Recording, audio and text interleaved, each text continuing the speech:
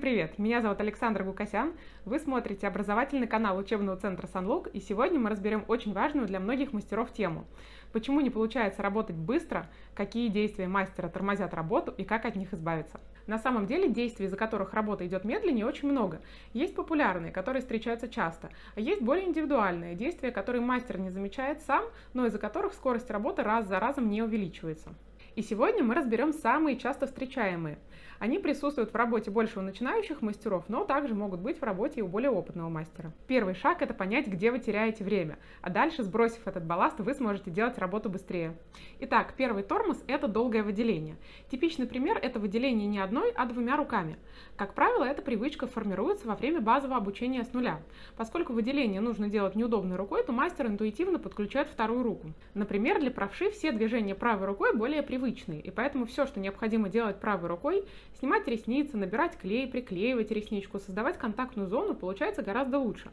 А вот выделение нужно делать левой рукой. И помимо того, что действие само по себе непривычное, так еще его нужно делать неудобной рукой. И мастер подключает правую руку и делает выделение не одной, а двумя руками. В итоге эта привычка укореняется, и даже спустя некоторое количество времени, когда у него накопился опыт, все равно он продолжает работать двумя руками. И каждое такое выделение немного более медленное, чем выделение одной рукой, ведь нам приходится задействовать вторую руку вместо того, чтобы ей брать уже новую ресничку для наращивания. И все бы ничего, если бы нам нужно было сделать 5-10 повторений, но нам нужно сделать минимум 300 выделений, чтобы получить полноценное наращивание. И на каждой реснице мастер теряет время, когда подключает вторую руку. Таким образом, лишние секунды накапливаются, и у нас получается более долгое наращивание. Чтобы не терять время, нужно обязательно научиться быстро и единым движением выделять ресницы одной рукой, не копаясь и не поглаживая их от основания к кончику. Самый оптимальный вариант выделения, когда мы вставляем пинцет посередине длины ресницы и раздвигаем створки строго параллельно веку. Способов замедлить выделение довольно много. Например, пытаться выделять ресницу слишком близко к основанию или наоборот, слишком близко к кончику. Также неоптимальным выделением будет движение от основания ресницы от века к кончику ресницы. Вот таким образом. Ну и уже рассмотренный нами ранее вариант – это выделение двумя пинцетами. Вот так. Или еще есть вариант, когда мастер переворачивает пинцет, приподнимает веко и выделяет двумя пинцетами вот так.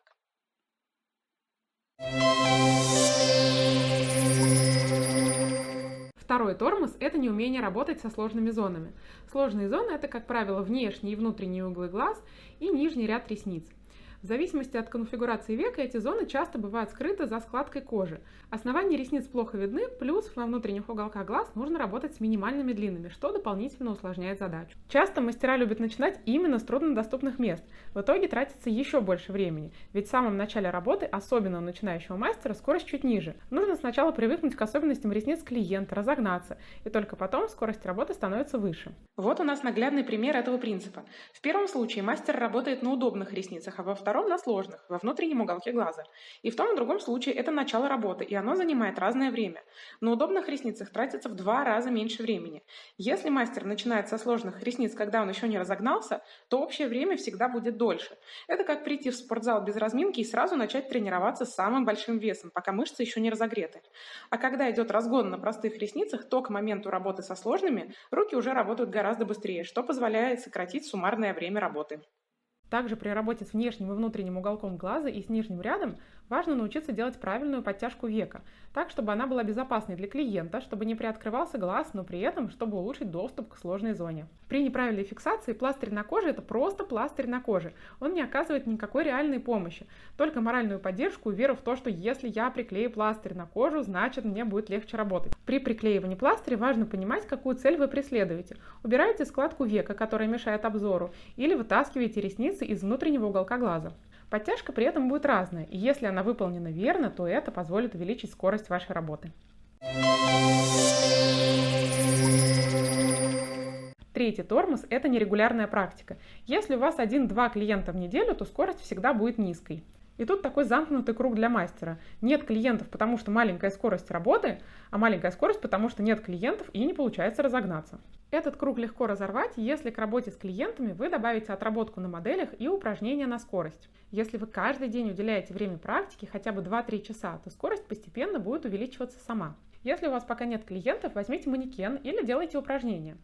Некоторые из них описаны в нашем ролике про упражнения для новичков. Если вы его еще не видели, то обязательно посмотрите. Ссылочка появится вверху экрана.